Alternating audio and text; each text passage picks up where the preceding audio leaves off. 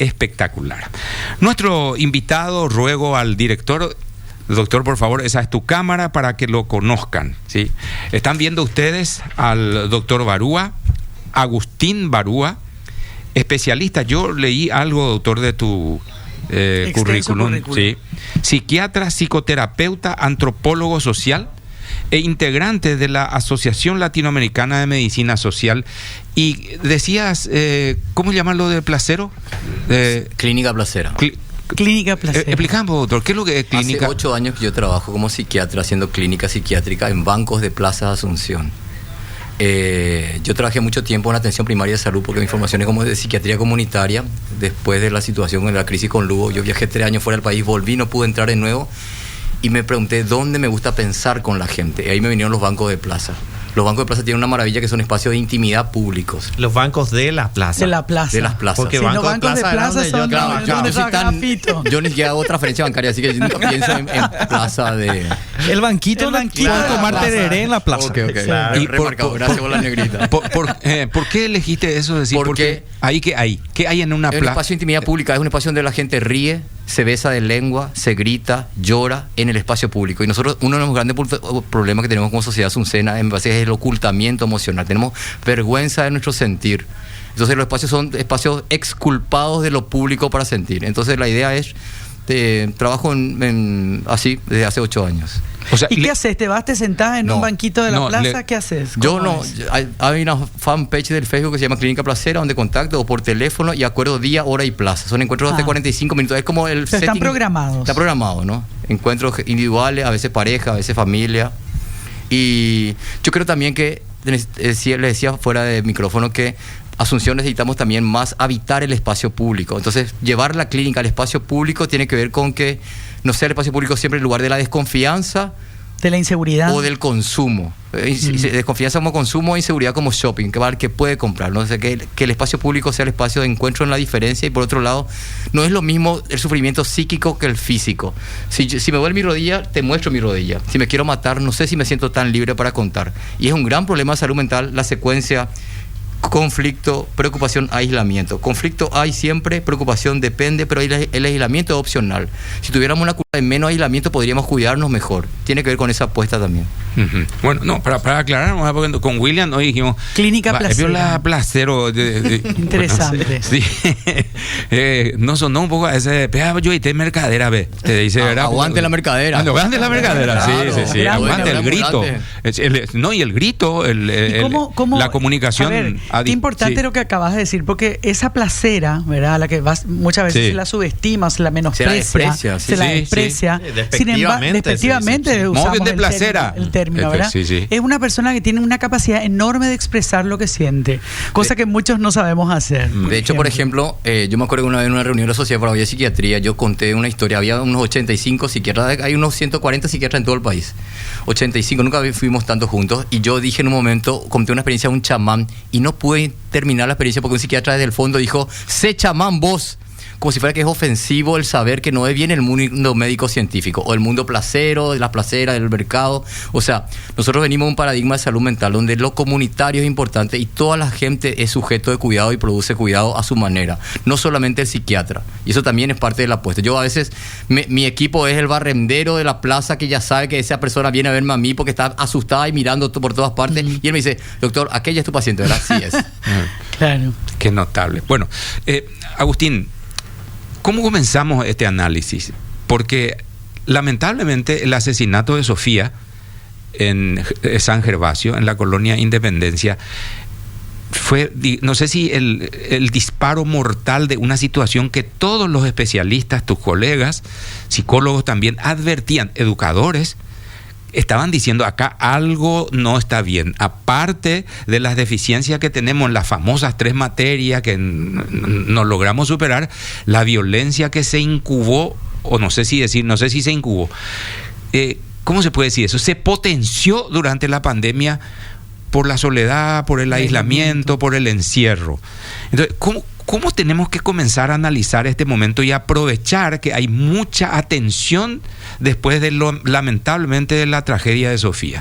¿Cómo abordamos? A ver. Yo soy muy pesimista de lo que va a pasar. Para mí no va a pasar nada y se va a diluir todo esto en la vorágine de temas. Pero voy a pensar que sí, que vale la pena intentarlo. Primero, muchos problemas. Uno es para mí la ilusión de transparencia. ¿Qué es la ilusión de transparencia? La mochila transparente que uno pretende, que el problema es descubrir, pillar lo que escondería al adolescente, que es lo mismo que las cámaras, la ilusión de transparencia. Yo miro y sé, pero si no pienso lo que miro, no sé lo que miro. Entonces yo creo que hay detrás de esa ilusión de transparencia hay una fantasía omnipotente que podemos controlar cosas que no pasan por el orden del control, pasan por el orden del diálogo y la escucha. O sea, hay una brecha tan gigante, cada vez más agigantada entre generaciones, que hace que haya cada vez más una lógica de suspicacia, ¿no? Este dónde está, o este seguramente quiere tal cosa, y nos ponemos, es como la policialización del cuidado. Confundimos cuidado con custodia, y no es lo mismo. O sea, el cuidado tiene de horizontalidad, tiene de escucha, tiene de apertura, tiene de creación. No podemos pretender cuidar a partir de la vigilancia del otro, porque si vos me vigilás, yo me defiendo. Vos me abrís la mochila, yo me lo meto en el culo. O sea, no hay posibilidad de que vos me descubras cuando yo no quiero que sea. Entonces, necesitamos como mundo adulto rendirnos a la fantasía de que vamos a controlar y ser muchísimo más humildes. Voy a contar una anécdota que cuento mucho. Yo soy investigador de la Universidad Nacional de Pilar y hace unos años, pre-pandemia, hicimos una investigación en Humaitá y se dio esta situación. 5 estudiantes de un aula intentaron suicidarse, 2 se mataron. Y después hicimos una intervención, un acompañamiento para hacer diálogos intergeneracionales entre adolescentes, estudiantes y familiares y docentes de adultez. En ese contexto, ¿saben cuál fue la reivindicación del mundo adolescente, de los sobrevivientes del aula? Dijeron, 1, queremos un trato igualitario, porque, y siempre digo esto con mucha alarma, porque también somos personas.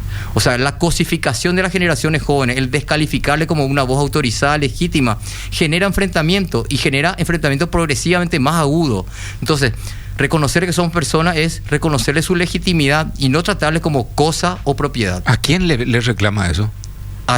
Yo creo al mundo adulto en general, no solamente a familiares. A sus padres. No solamente a la familia. No, ya sé, pero familia, sí, escuela, claro. Policía, dueño del boliche. A la sociedad en su conjunto. Pero a ¿por la qué? mirada adultocentrista. ¿Por qué? Esa palabra que trae Menchi es una palabra que yo creo que es una palabra más urgente para poder pensar la contemporaneidad paraguaya. Lo adultocéntrico es la pretensión de superioridad del mundo adulto y por ende las personas adultas sobre las generaciones jóvenes.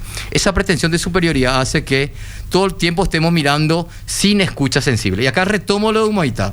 La primera entonces era, queremos un trato igualitario porque también somos personas. O sea, no porque sea joven no es persona. Y segundo, queremos una escucha sensible. En la investigación, en los trabajos de talleres, salía que el mundo adulto solamente quería saber buenas notas.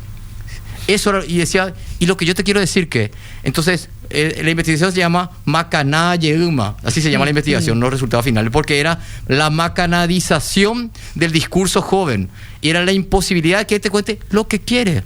La escucha sensible es escuchar lo que no te gusta escuchar y lo que el otro tiene para contarte. Y eso es el otro nivel de trancadera que tenemos como mundo adultocéntrico. No le reconocemos como personas a las generaciones jóvenes y no escuchamos lo que tienen para contarnos, solamente lo que nosotros queremos escuchar.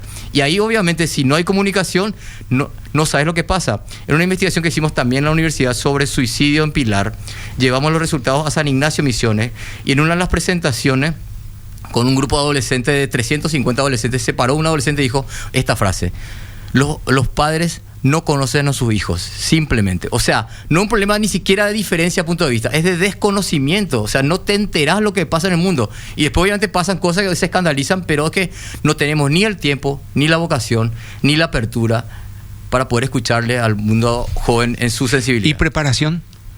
Es más, pero creo que tenemos una antipreparación porque pensamos que el mundo adulto tiene que ser la autoridad. Otra vez nos ponemos policíacos. Si es la autoridad, si la mandaba y te quedas solo. O sea, ya va a ser tu tiempo, pero mientras vos estés aquí... El futuro de la patria. Pero espera un ratito, acá se hace lo que mientras tanto. Sí. En la escuela, en la familia, en la calle, en la vida, como decía, en la sociedad colectivamente. ¿Por qué le tenemos tanto miedo a la libertad? Y hago esta pregunta porque por un comentario que hace un oyente, que ni siquiera voy a decir el nombre, porque apunta justamente a eso que decíamos fuera de micrófono también. Ahí está, Menchi. Vos y tu marido Luis Vareiro, que apoyan que el chico tenga decisiones propias. O sea, ¿por qué tenemos miedo a que el chico vaya construyendo su personalidad? Nosotros decimos, pero es más grave todavía, porque van a hacer lo que quieran igual aunque vos no quieras, aunque vos le digas que Luis Vareiro que no sé qué. O sea, primero sale otra vez la descalificación, ¿no? O sea, hay algo que nos duele. Yo creo que ahí hay raíces muy históricas. Yo siempre trabajo mucho los genocidios en Paraguay y cómo eso es un trauma intergeneracional que hace que nosotros estemos frágiles emocionalmente, frágiles defensivos, suspicaces, individualistas, encerrados, rígidos. Eso no es un problema del compañero que escribe, es un problema como nación que tenemos, y porque somos sobrevivientes subjetivos. Entonces, ese trauma no está trabajado. Incluso voy a dar un paso más. Cuando se cuestiona al Partido Colorado porque es prebendario o por el terrorismo de Estado, yo creo que se olvida un tercer elemento que aportó el Partido Colorado históricamente, que es, después de la guerra de la Triple Alianza, probablemente el más trágico de nuestros genocidios, porque no quedó Paraguay, ya no había proyecto país, no había economía, no había población casi, etcétera. A los 16 años el Partido Colorado genera una identidad que sustituye al ser paraguayo, que es ser colorado. Entonces hay un anclaje emocional muy fuerte porque permitió una identidad que no había. Entonces eso se toma muy poco en cuenta porque yo creo que somos una nación de sobrevivientes. Detrás de esa sobrevivencia hay muchos dolores no trabajados, históricos, que hace que estemos todo el tiempo así muy amenazados. Nos amenaza fácil todo. Y voy a dar algo que para mí prueba eso, ¿no? Las festividades del Bicentenario fueron uno de los poquísimos momentos de reparación donde hubo colectividad, alegría, espacio público y celebración. Pero ¿por qué? Pero no porque fue el mapping y por no se fue porque en realidad tenemos una urgente necesidad de sentirnos nosotros. Mario Benedetti dice, mi única noción de patria es esta urgencia de decir nosotros.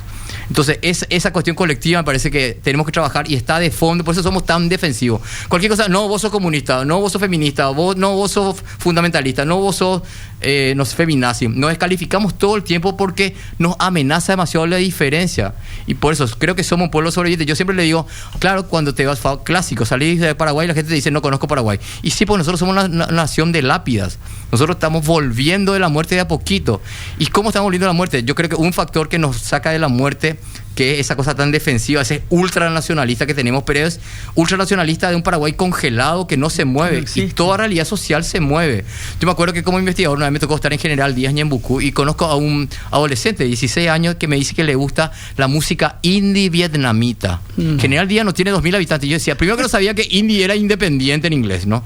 Y segundo, yo no conozco nada de música de Vietnam. Yo decía, ¿cómo este adolescente de tal lado conoce eso? Y porque creo que las dinámicas contemporáneas de globalización están permitiendo otro proceso de identidad, otra información que trae la complejidad, pero también trae la posibilidad de decir, yo soy lo que soy. O sea, que exploro las formas, que creo, por fuera de ese miedo defensivo que tenemos tanto de que no toquen esta foto fosilizada de Paraguay, que es como congelada. Yo a veces me enojo con el arpa porque digo, Paraguay es mucho más que el arpa, hay muchísima música, pero es como que Paraguay es solo esto, y yo creo que tiene que ver con eso traumático que no podemos hablar como colectivo nacional. Decías que la investigación, una de las investigaciones se llamaba Macanada Yegma, como descalificación de los adultos hacia el actuar de los adolescentes, de los jóvenes, y automáticamente me vino a la cabeza el Wiropama la vida, Wiropama el estudio. Literal. Como una respuesta. Es más, yo te lo voy a decir una cosa. Yo suelo decir esto. Si yo tuviera 13 años y fuera un puber bañadense, yo sería motochorro. ¿Por qué? Porque ¿qué paisaje de futuro me ofreces vos? ¿Qué alternativa tenés? Claro, si yo ¿qué voy a hacer? ¿Empleado? No voy a ser. Soy cuarta generación de desempleados. O sea, nadie nunca fue empleado acá. Yo veo cómo no se me escucha. Yo veo cómo se me usan las votaciones. O sea, lo más interesante que tengo es que me da aventura y un poquito de plata. Ya está. O sea, somos una sociedad que no genera condiciones, paisajes de futuros válidos para la gente, que después nos preguntamos por qué la gente no estudia ni trabaja. Yo siempre mucho que a veces, yo vengo de la universidad, tengo vida académica, pero igual siento que a veces la oferta universitaria es engañosa. ¿Por qué? Porque en realidad no va a tener salida laboral ni aunque estudie. El 80% de la gente que estudia, y a pesar de todo, estudian, ¿verdad? Yo no digo por qué abandonan, yo digo por qué no abandonan más. Y Y de hecho yo creo que también hay que poder leer ese abandono también con una especie de rebeldía diciendo, déjame buscar la vía porque lo que vos me ofreces, vos y yo sabemos que no existe. No hay alternativa por ahí. Voy a buscarla. Ahora, doctor, identificamos el problema. ¿Cómo empezamos a solucionar? ¿Dónde arrancamos? Okay. ¿Cómo? Yo creo que es una respuesta que no la voy a dar yo solo porque no es una respuesta de especialista, de experto. Es una respuesta que necesita ser colectiva, que necesita ser procesual, o sea, despacio, y que necesita sutileza. Yo anotaba palabras que me parecían importantes para el cambio de modelo. ¿Cómo cambiar del modelo de la transparencia, cámara, mochila transparente, a un modelo que tenga cuidado, sensibilidad, participación, creatividad y ternura? Ahora yo tengo una compañera psicóloga que está trabajando en Guairá y el fin de semana me voy a hacer un acompañamiento a ella y hay un par de psicólogas que están ahí y ojalá también a la comunidad si se da. Pero el modelo nuestro de salud mental apunta a estas cosas, no tanto el modelo así del experto que sabe la respuesta, sino quien permite el silencio necesario para que el otro pueda pensar tranquilo. Yo a veces pienso, le llenamos de palabras a la gente y le escuchamos muy poco, ¿no? Es clásico familiar esto. Háblame carajo cuando te estoy hablando. Y eso no produce más palabras, produce más silencio y más para adentro. O sea, hay algo que hacemos al revés que pretende ser la solución y es parte del problema.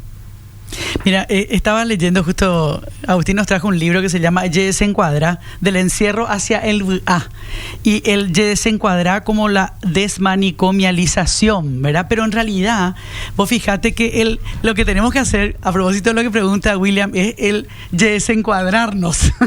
Tenemos que generar eso, tenemos que sacarnos un poco de esas rigideces que tenemos en el día a día, Agustín. Pero y yo dijo lo que creo que no es que es a veces, fácil. claro que no es fácil, pero por eso yo creo que solamente, de hecho, lo vamos a cambiar. Probablemente muchas generaciones ya estén perdidas, porque lamentablemente tenemos un modelo cultural demasiado rígido, demasiado machista, que también tiene mucho que ver con lo que nos está pasando, pero no sigamos educando a nuestros hijos y nuestros nietos con esos mismos modelos rígidos de ese país, de ese Paraguay fosilizado, que ya no existe, que existe solamente en el recuerdo de unos cuantos y que pretenden imponernos para intentar solucionar los problemas de hoy, que son sumamente complejos. Yo espero que todo lo que yo diga responda a tu pregunta, porque la idea es poder integrar el análisis y la propuesta, ¿no? A veces somos como que aterrizadas en práctica, en realidad el análisis es parte un poco de la propuesta. A mí, por ejemplo, nosotros los varones yo creo que estamos hechos mierda en general, ¿no? Somos muy asustadizos, pero lo peor es que no sabemos que tenemos miedo y menos podemos hacernos cargo de eso, ni siquiera podemos abrazarnos tranquilos. O sea, imagínate que en una cuestión tan básica como somos mamíferos, somos seres cutáneos, dermatológicamente de sensibilidad de piel, y nos podemos tocar.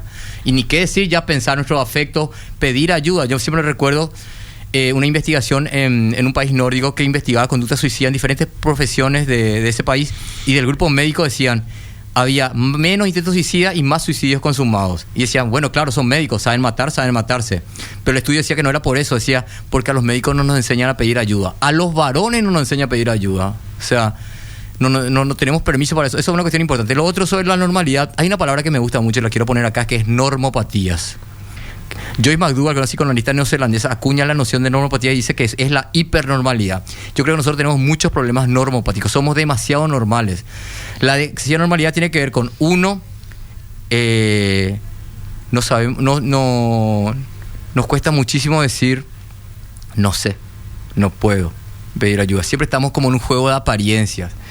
Una vez decía que la apariencia, ser normal en Paraguay, el mínimo para ser normal es ser amable y trabajador. Si con eso solucionaba ya, el resto podías reventar todo, pues con eso ya pasás, ¿no? Entonces, cuando uno es demasiado normal, le captura el terror y la desconfianza. Entonces no hay que ser tan normal. Y por otro lado necesitamos algo de la locura para 3 verbos importantísimos para el humano: crear, cambiar y arriesgar. Son 3 verbos locos. Ahora, si soy solo locura, me muero porque no me cuido nada. Entonces necesitamos como repensar la idea de cordura y locura que está en la base de esta cuestión también, ¿no? Este análisis que estás haciendo, ¿cómo? Y William creo que apuntaba a eso, ¿cómo lo hacemos colectivo en este momento? Porque hay padres, docentes escuchando. Hoy le envié a Agustín la convocatoria que hacía el director de escuelas públicas, que lo que iban a tratar con el ministro era sugerir se aceptara voluntariamente por parte de los padres la revisión aleatoria de las mochilas. Y yo le tengo miedo a eso, porque le dije, mira la teoría lombrosiana, le dije, y él me dijo, yo le quiero abrazar a todos los docentes. ¿Por qué? ¿Por qué? porque yo primero, sobre el tema docente, vieron que tiene muchísimas aristas, Sí. ¿verdad? Y uno habla rápido. Hay muchísimo sufrimiento mental docente, no contenido. No es solamente mal pago y sobrecargado de tarea, que eso es. Pero también hay presión social, ellos tienen se caen los techos, tienen hambre los estudiantes. Es todo un tema de los conflictos intergeneracionales que no hay tiempo para pensar. Entonces, en ese contexto son empujados a trabajar. Yo creo que hay yo cuando veía lo que vos enviaste, decía yo, qué importante sería que se generen espacios asamblearios donde los docentes puedan decir cómo se sienten.